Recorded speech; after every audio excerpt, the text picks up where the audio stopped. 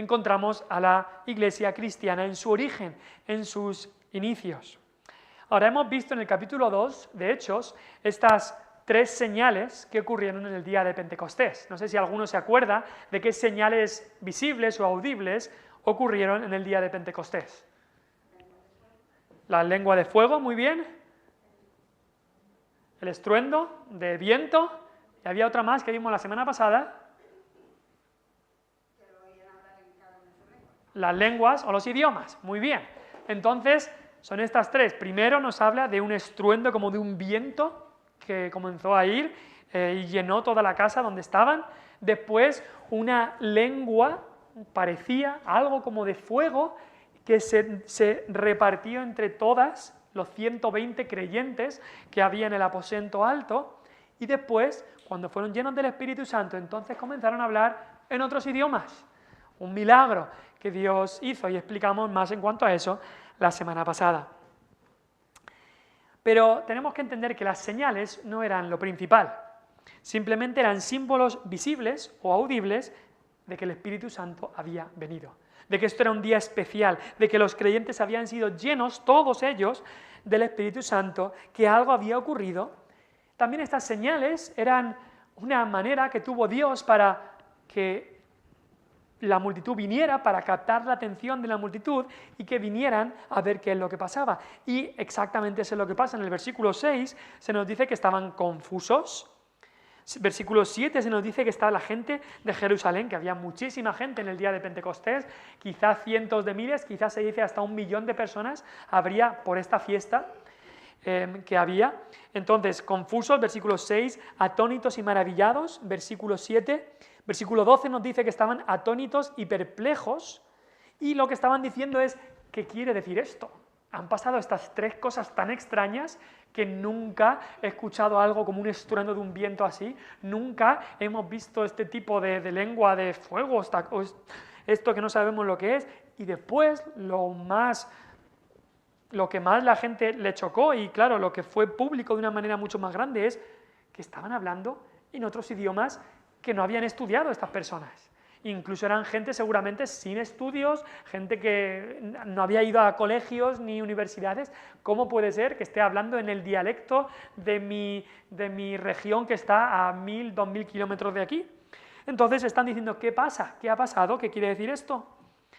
Ahora, en este momento tan crucial, ¿qué es lo que hace la Iglesia?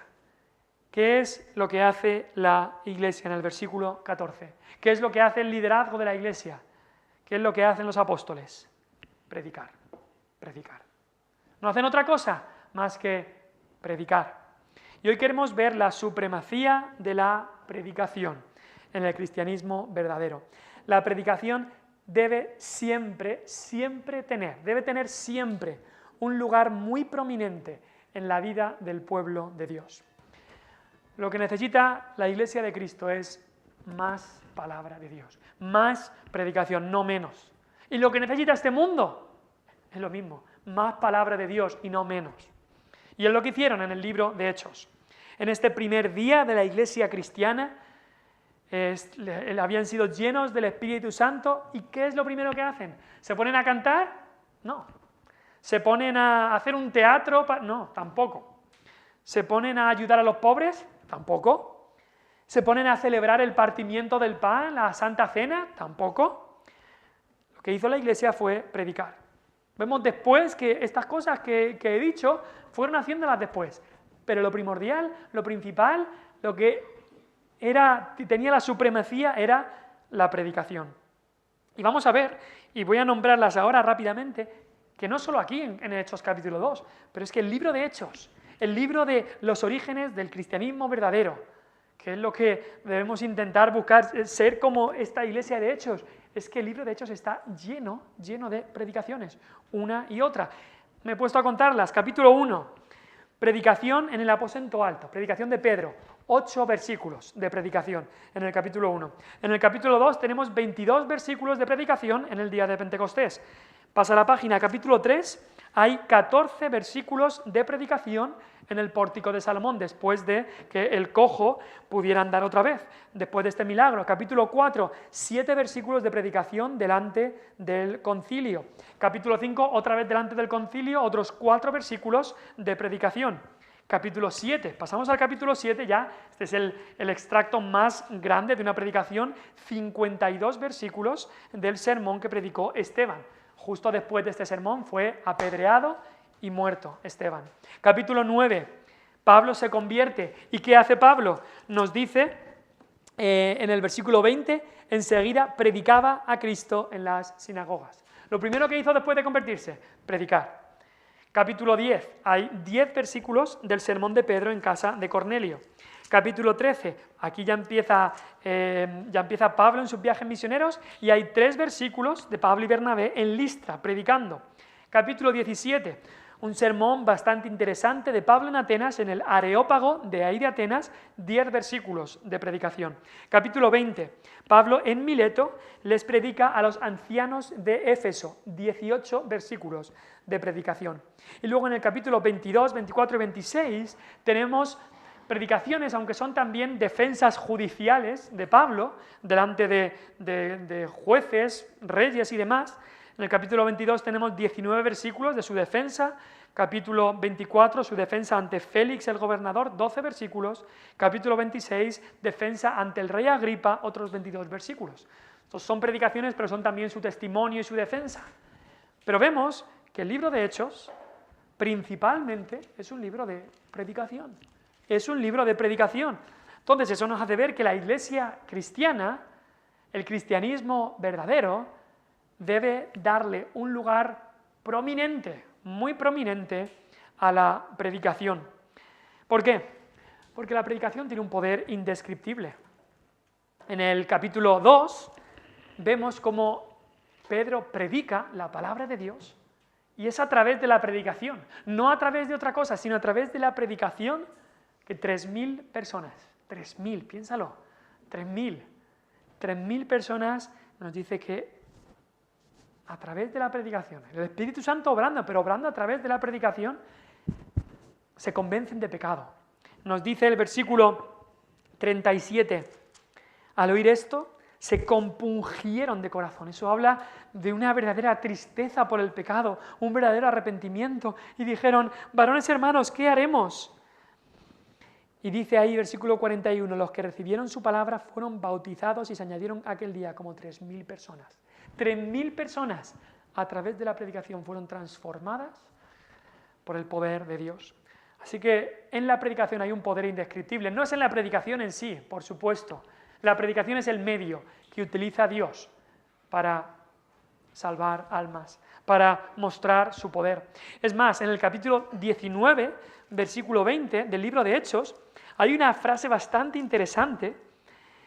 Capítulo 19, versículo 20, dice, después de que Pablo estaba en sus viajes misioneros, capítulo 19, versículo 20, dice, así crecía y prevalecía poderosamente la palabra del Señor. Diríamos, crecía la iglesia. No, crecía la palabra del Señor. Porque conforme vaya la palabra del Señor, así va a ir la iglesia. Una iglesia que deja la palabra del Señor, esa iglesia deja el poder del Señor. Esa iglesia deja de crecer bíblicamente, esa iglesia deja de prevalecer. Y por eso nos dice ahí, así crecía y prevalecía poderosamente la palabra del Señor. Debemos desear que la palabra del Señor crezca. No es que este libro vaya a ser más grande, es que la predicación de la palabra deberíamos querer que crezca y que prevalezca. Eso es en la voluntad del Señor, pero Dios ha dicho que Él utiliza su palabra siendo predicada. Y es por eso que como iglesia, no sé si te has fijado alguna vez, pero como iglesia tenemos esas palabras ahí detrás. Predicamos a Cristo crucificado. Estuvimos unos meses este año sin tener las palabras porque teníamos antes un rótulo en otro color y tuvimos que quitarlo para cambiarlo, pero ya pudimos poner el nuevo rótulo. Pero es por la razón que acabo de decir que tenemos ese rótulo aquí. Ahora, si lo piensas como iglesia, hacemos otras cosas más aparte de predicar, además de predicar. Como iglesia cantamos, ¿sí? Oramos, leemos, ayudamos, animamos, amamos, como iglesia compartimos, como iglesia celebramos la cena del Señor, el bautismo, como iglesia cooperamos, como iglesia evangelizamos. Pero hay una responsabilidad crucial y principal que no nos vamos a cansar de repetir porque es lo que la Biblia nos enseña, y es la responsabilidad de predicar. Por eso ese es el verbo que aparece ahí en ese lema: predicamos a Cristo, anunciamos el Evangelio, proclamamos las virtudes de Cristo. Todo los mismos son sinónimos para hablar de que esta iglesia tiene como responsabilidad principal predicar la palabra. Es más, Pablo, cuando le hablaba a Timoteo, que Timoteo era un pastor, dice: te encarezco que prediques la palabra. Vamos a ir a ese texto, 2 de Timoteo. Es el texto con el que el Señor me llamó a mí personalmente para predicar la palabra de Dios. En 2 de Timoteo, capítulo 4, si no me equivoco. 2 Timoteo, capítulo 4, versículo 1, dice Pablo a Timoteo. Esto es un pastor ya anciano con su hijo espiritual, si se puede decir así, no porque él fuera padre ni nada así, sino porque era aquel joven que Pablo le había formado, que Pablo le había enseñado. Y dice Pablo a Timoteo: te encarezco delante de Dios y del Señor Jesucristo, que juzgará a los vivos y a los muertos en su manifestación en su reino. ¿Qué le encarece? Y encarecer se refiere ahí: te ordeno, te mando, te ruego delante de Dios. Dice el versículo 2, que prediques la palabra. Que prediques la palabra. Si hay una cosa, si solo hay una cosa que te centras, es en que prediques la palabra. Eso es la primera responsabilidad de un pastor, de un anciano, y es también la primera responsabilidad de una iglesia: predicar la palabra. Volviendo a Hechos, lo vemos una y otra vez en el libro de Hechos. Incluso en la Reforma protestante, y este mes, el 31 de octubre, muchas veces celebramos el inicio de la Reforma protestante. Los reformadores volvieron a hacer hincapié en eso, en la importancia de la predicación bíblica. ¿Por qué? Porque la Iglesia Católica Romana había puesto el sacrificio de la misa como lo central en la Iglesia. Lo central era el sacrificio de la misa, lo central en su culto de adoración. Incluso en la disposición de la arquitectura de muchas iglesias habían puesto el púlpito, el atril a un lado y el altar del sacrificio de la misa en el centro. Y eso te hace ver qué es lo principal en el culto de adoración de la Iglesia Católica Romana. Pero los reformadores cogieron el púlpito de alguna manera, cogieron la predicación y la pusieron como el lugar central, como el centro de nuestros cultos de adoración, la exposición de la palabra de Dios. Ahora, hablamos de predicación y hablamos de sermón, y en nuestra sociedad, en el siglo XXI, no es un verbo que está de moda. Si hablas de predicar o de sermón, dicen: uy, eso parece un término ya de hace unos cuantos siglos, ¿no? Predicar, hablar un sermón, escuchar un sermón. Muchos piensan que como cristianos del siglo XXI deberíamos adaptarnos a los tiempos, y a la gente ya no le gustan las predicaciones. En la iglesia lo que tiene que hacerse es más espectáculos, más conciertos, más canciones, baile, poesía, debates, pero predicaciones. Predicaciones de 40 minutos, de media hora, de 50 minutos, eso no puede ser. Bueno, si hay predicaciones que sean cortitos, un epílogo de 5 minutos al final y ya está. Pero la Biblia, incluso la historia de la Iglesia, nos enseña que cuando se deja la predicación de la palabra de Dios a un lado, se deja entonces la palabra de Dios a un lado. Y cuando se deja la palabra de Dios a un lado, entonces se deja a Dios de un lado. El predicador inglés del siglo XX, John Stott, dijo: sigo creyendo que la predicación es la clave para la renovación de la Iglesia. Conozco todos los argumentos en contra de la predicación, que si en la era de la televisión ha hecho que la predicación sea inútil, que si somos una generación de espectadores, que queremos espectáculo, que si la gente se aburre con la palabra hablada, que si la gente está desencantada con cualquier comunicación que solo es por medio de palabra hablada. Sin embargo, cuando un hombre de Dios se para ante el pueblo de Dios con la palabra de Dios en su mano y el Espíritu de Dios en su corazón, ahí tienes una oportunidad única para la comunicación del mensaje de Dios. Las iglesias viven, crecen y se desarrollan en respuesta a la palabra de Dios. Y eso es una verdad, eso último que dice, las iglesias viven, crecen y se desarrollan en respuesta a la palabra de Dios. Esta es nuestra única esperanza. Cuando dejamos a un lado la predicación de la palabra, estamos dejando a un lado la palabra de Dios. Es la manera, si lo piensas, es la manera que Dios ha ordenado para salvar almas. Acompáñame a 1 Corintios 1:21. Porque esto no era solo que ocurría aquí. Es que ya en los inicios de la iglesia cristiana también se menospreciaba la predicación. 1 Corintios 1:21.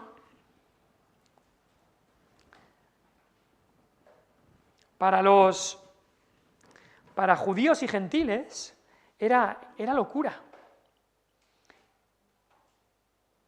Pero mira lo que dice 1 Corintios 1:21. Pues ya que en la sabiduría de Dios el mundo no conoció a Dios mediante la sabiduría, agradó a Dios salvar a los creyentes por la locura de la predicación. Agradó a Dios salvar a los creyentes por la locura de la predicación. ¿Entiendes? Dios ha ordenado que el medio principal, la manera principal por la que Él salva almas es a través de la predicación. No a través de ver una película, no a través de un teatro, no a través de un discurso filosófico. Y los griegos de este tiempo y los romanos tenían sus discursos filosóficos, tenían sus teatros, pero Dios no eligió esos medios para que su palabra llegara al corazón, sino que utilizó, como dice aquí, la locura de la predicación, porque a muchos entonces les parecía locura y sigue pareciendo locura a muchos. Ahora también es la manera principal por la cual Dios manifiesta su palabra a la gente. El profeta en el Antiguo Testamento, el profeta Oseas decía, mi pueblo perece por falta de conocimiento. ¿Cómo vamos a saber cuál es la voluntad de Dios? Tenemos su palabra. Y un método por el cual Dios manifiesta su palabra a la gente es la predicación. En Tito 1, versículo 3 nos dice que Dios manifestó su palabra por medio de la predicación que me fue encomendada por mandato de Dios nuestro Salvador. Eso le dice Pablo a Tito. ¿Cómo es que Dios manifestó su palabra? Por medio de la predicación que me fue encomendada. Así que la predicación tiene un lugar prominente, muy prominente, en la Iglesia de Cristo.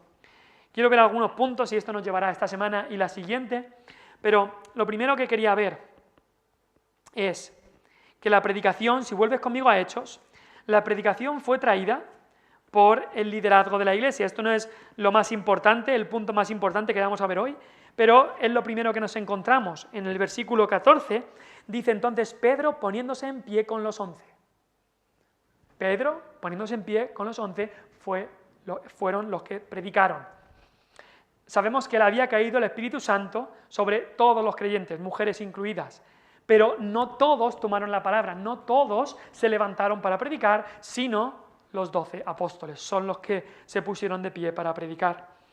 Y creo que este es un buen primer ejemplo de lo que Dios quiere que sea la predicación en su iglesia y quien traiga la predicación en su iglesia. Debemos de reconocer que hay un liderazgo espiritual. En el principio de la iglesia cristiana eran los apóstoles. Hay un liderazgo espiritual en la iglesia de Cristo. Y justo en el capítulo 1 lo estuvimos viendo, cómo Lucas se toma el tiempo de redactar cómo Pedro y los otros apóstoles hablan de que es necesario que se escoja a alguien porque Judas se había apartado, Judas había apostatado de la fe, Judas se había suicidado, entonces eligen a Matías. Entonces aquí es el liderazgo de la iglesia que se pone de pie para predicar. Y aunque todos los cristianos habían recibido el Espíritu Santo, habían recibido este don de lenguas, todos habían comenzado a hablar las maravillas de Dios. Y todo cristiano es llamado a hablar de las maravillas de Dios. Pero fueron aquí solo los apóstoles que se levantaron para predicar en público a los que se habían reunido.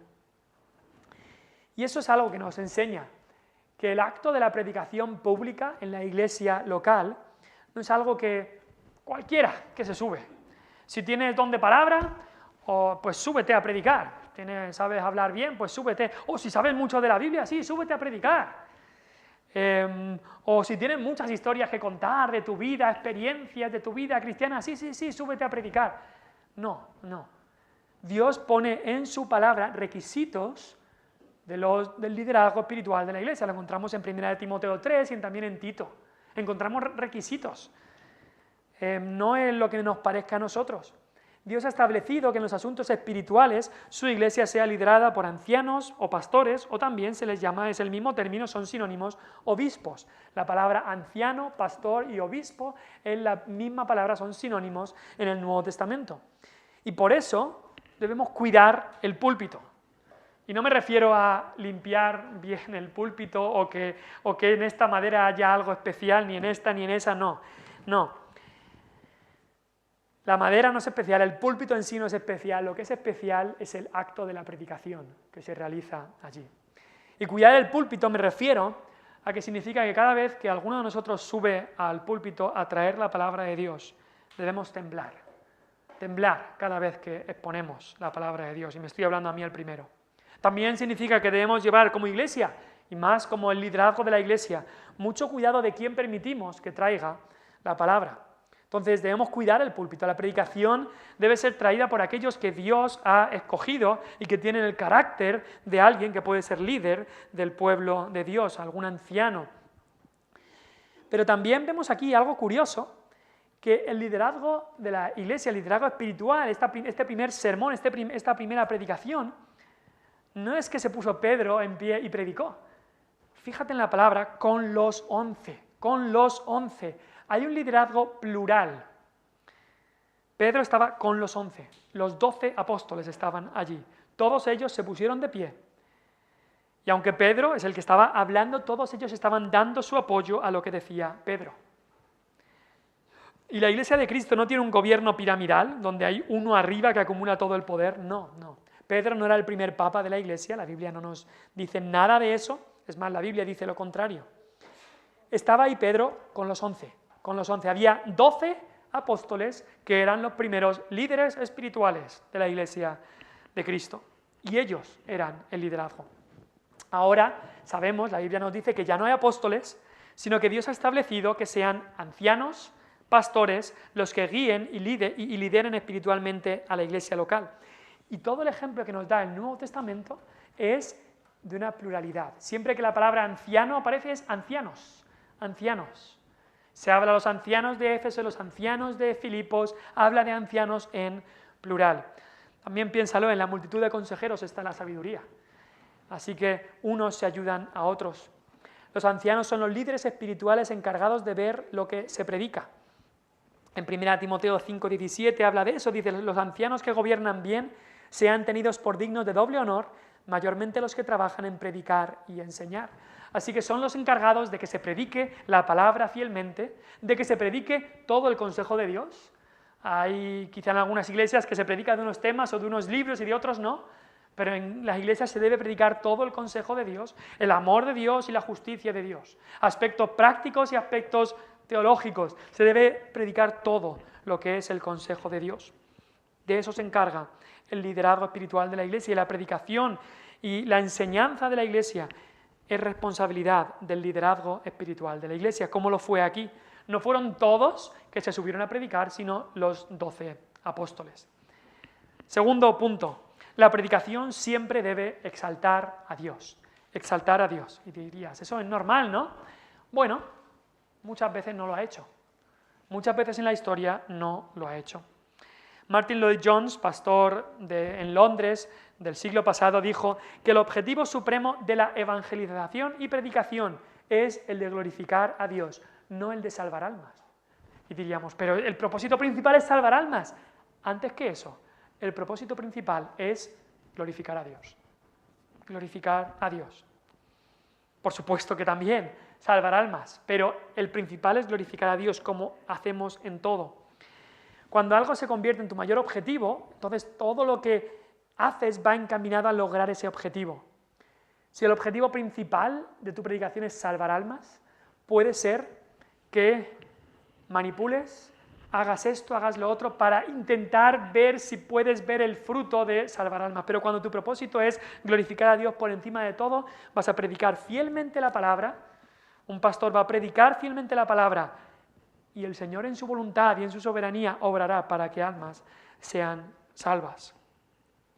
La predicación que exalta a Dios hace que la gente quite la vista de los hombres y la ponga en Dios. Quizá he dicho en alguna otra ocasión la ilustración, pero una vez en la iglesia de Spurgeon, allí en Inglaterra, alguien salió de otra iglesia por la mañana y dijo: qué buen predicador es este otro pastor. Pero cuando salieron de la iglesia de Carlos Spurgeon por la tarde, dijeron: qué buen Salvador tengo. Es una diferencia, ¿no? Sales de una iglesia y dices: qué buen predicador. Sales de la otra y dices: qué buen Salvador tengo. Y eso es lo que debe buscar la predicación verdadera. Que Cristo, que nuestro Dios, se lleve toda la gloria. Aquí estábamos en Pentecostés. Y sabemos y hemos dicho ya que la gente estaba asombrada viendo que los discípulos hablaban en otros idiomas, algunos comenzaban a reírse de ellos diciendo que estaban borrachos, pero Pedro lo que hace rápidamente es que la gente quite los ojos de los hombres y los ponga en Dios. Y eso es importante, eso es muy importante. Unos estaban atónitos con esta gente, mira lo que hace esta gente que habla en otro idioma. Otros estaban riéndose de la gente, están borrachos. Pero lo que hace Pedro es dejar de mirar a la gente y vamos a ver al Dios que había prometido esto y al Dios que ha hecho esto y a Jesucristo, quien es la razón de todo esto. Eso es lo que hace Pedro. Dejar de hablar de nosotros, sea bueno o sea malo, vamos a hablar de lo que realmente importa. Quitar los ojos de los hombres y poner los ojos en Dios. Al acabar la predicación, la misma gente que había puesto los ojos en los hombres para asombrarse o para reírse de ellos, ahora estaba fijando sus ojos en Dios, en el Dios de justicia, en el Dios de gracia, en el Dios de amor, en Jesucristo que había venido a salvar. ¿Y qué hace Pedro? Le están preguntando a Pedro: ¿cómo hacéis esto de hablar en otro idioma? ¿Qué es lo que pasa? ¿Qué quiere decir esto? Y Pedro no empieza a contar su experiencia. Esto es importante. Pedro no empieza a contar su experiencia. Pedro no habló de su experiencia en ese momento, no empezó a decir: ay, yo no sé cómo me ha pasado esto, hermanos aquí, judíos presentes, algo me ha pasado, ha entrado el Espíritu en mí y entonces he empezado a hablar en otra lengua distinta. No nos habla de que dice su testimonio así. Tampoco habla de su testimonio con Jesús, no dice: yo conocí a Jesús hace 3 años y medio y yo estaba ahí con la barca, con las redes y él me llamó, me dice, déjalo todo y os haré pescadores de hombres. No cuenta su testimonio. Tampoco empieza a hablar de su restauración, de cómo yo negué al Señor, pero entonces Él me perdonó y me habló, y tampoco habla de eso. No habla de Él, no habla del mismo. Ahora, no hay nada malo con un testimonio, no hay nada malo con contar tu testimonio, pero cuidado con pensar que contar tu testimonio es predicar a Cristo. Hay una diferencia. Una cosa es tu testimonio y otra cosa es predicar a Cristo. Quizá contar tu testimonio te sirve para luego predicar a Cristo. A alguien pudiera ser. Pero cuando vamos a predicar públicamente en la iglesia de Cristo la palabra de Dios, no es para contar mi vida, para contar historias, para contar experiencias, aunque quizá tiene un lugar, pero lo principal es la palabra de Dios. Y eso es lo que hace Pedro en este momento.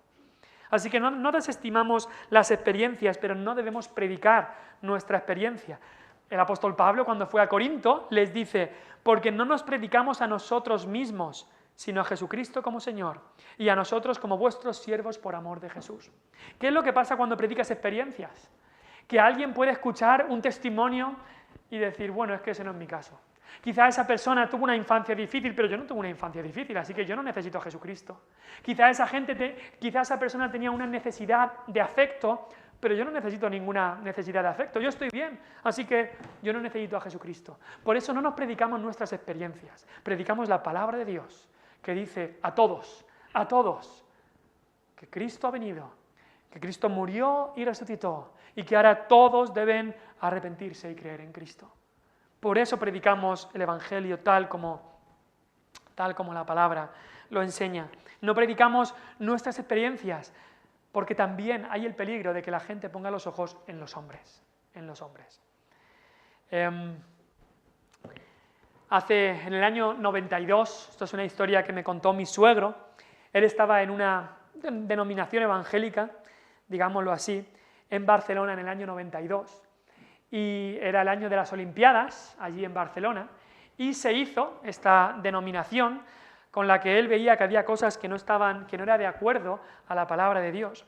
Esta denominación hizo un gran concierto de música muy bonito y había miles y miles de personas en un anfiteatro allí viendo este concierto y miles de personas inconversas. Y mi suegro estaba allí como uno de los pastores que organizaba esto y era el momento perfecto, según él pensaba, para predicar la palabra de Dios. Pero desgraciadamente, después del concierto de música clásica o de lo que fuera, subieron algunos y en vez de predicar la palabra comenzaron a decir: quiero dar gracias a tal persona por su ayuda, a tal persona por su contribución, al ayuntamiento por tal, a dar gracias por esto. Y ni se leyó un versículo, ni se habló de la palabra y se acabó todo. Y mi suegro, cuando volvía con otro de los líderes de este evento, este líder le dice: ¿has visto qué reunión, cuánta gente ha habido? Mi suegro le dijo: bueno, sí, pero yo esperaba que se predicara la palabra al final de todo esto. Y hubo ahí un momento de tensión con eso, pero es que la Iglesia de Cristo ha sido llamada a predicar a Cristo, no a entretener, no a hacer conciertos para luego decir gracias y ya está, sino a predicar a Cristo. Si no, ¿por qué nos llamamos Iglesia cristiana si no predicamos a Cristo? Si no proclamamos a Cristo. Y debemos exaltarle a Él, no poner medallitas y gracias a tal persona y poner medallitas aquí y allá, sino exaltar a Dios en todo. Creo que nos vamos a quedar en este punto. Quería haber cubierto más puntos, pero simplemente lo voy a nombrar. La predicación es también exposición de la Escritura.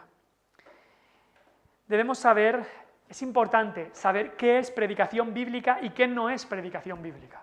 Porque hay muchas iglesias, incluso iglesias evangélicas, que alguien puede subirse y predicar, pero que no sea una predicación bíblica, sino que sea la predicación de lo que piensa esa persona.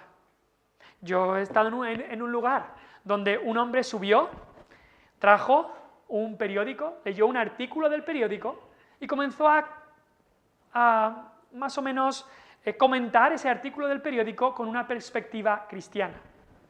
Bueno, pues era interesante lo que este hombre decía, pero no era predicar la palabra de Dios. Predicar la palabra de Dios es otra cosa. Eso podría ser un buen discurso para otro momento, pero la Iglesia de Cristo necesita predicar la palabra de Cristo. Entonces, no es solamente tú dices: bueno, yo nunca voy a predicar, así que no necesito saber lo que es la predicación y lo que no es. Claro que necesitas saberlo, porque necesitas tener discernimiento para saber si algo es predicación bíblica o no lo es.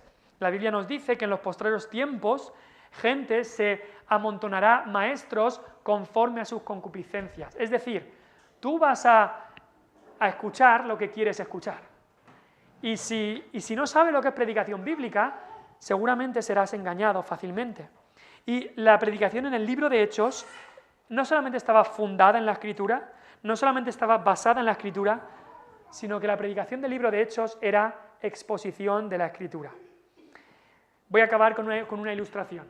Si tú vas un día a un museo en Madrid, digamos al Museo del Prado, creo que se llama así, y vas al museo, y no sé si en este museo, pero hay un gran cuadro, digamos Las Meninas, de Velázquez, y ahí está el cuadro, bien, bien grande, y tú has soñado con ver este cuadro. Entonces entras al museo y llegas hasta donde está el cuadro, y ese día han cogido el cuadro y han puesto un montón de luces de todos los colores y están bombardeando el cuadro de luces con muchos colores. Pero no solamente esto, le han puesto un vidrio justo allí al cuadro que está bastante sucio.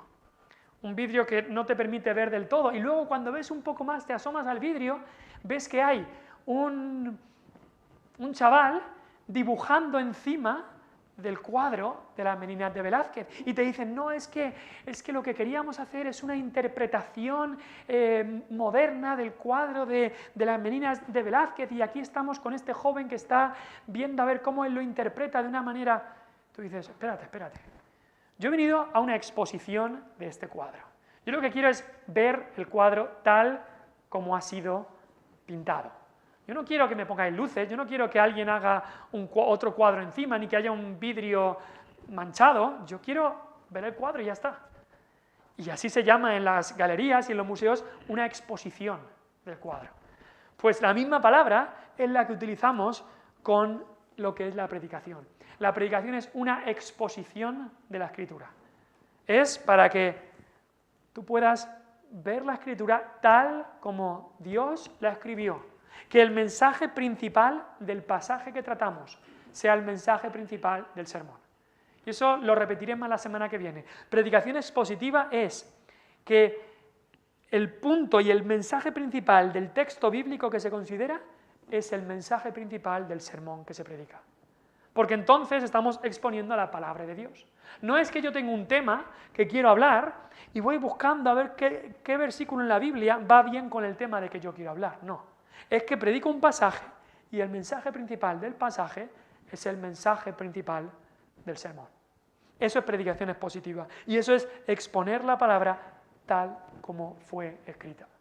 Igual que si vas al museo, tú lo que quieres ver es el cuadro y ya está expuesto claramente. De igual manera, la palabra de Dios debe ser expuesta claramente, sin añadirle mi opinión, sin hacer que la palabra, sin torcer la palabra para que se adecue a lo que yo quiero, sino tal como fue escrita. Así que hemos visto solo 3 cosas, pero veremos más la semana que viene, Dios mediante. Predicación que fue traída por el liderazgo de la Iglesia, predicación que exalta a Dios y predicación que es exposición de la Escritura.